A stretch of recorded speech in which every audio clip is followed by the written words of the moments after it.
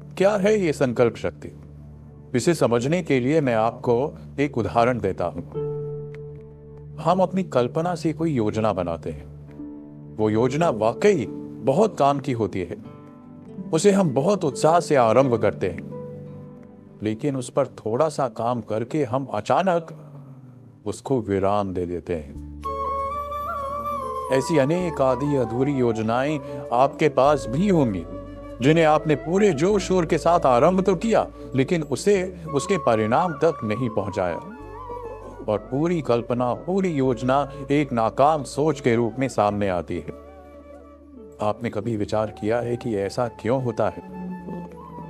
ऐसा मात्र कार्य में संकल्प शक्ति के अभाव के कारण होता है। हम कार्य आरंभ करते समय अपनी संकल्प शक्ति पर विचार नहीं करते। भावुकता के साथ काम का आरंभ तो कर लेते हैं, लेकिन उसको निरंतर संचालित करने की क्षमता पर विचार नहीं करते। यही नहीं, हम उस काम में अपनी रुचि, दक्षता और कौशल्य पर भी विचार नहीं करते। बस कल्पना अच्छी लगती है और हम उस काम को करने का निर्णय कर लेते हैं।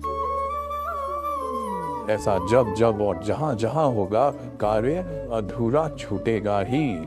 क्योंकि कार्य वही पूर्ण होता है जहां कौशल्य, पूर्ण लगन, तब पूर्ण रुचि और संकल्प शक्ति का सही मेल हो।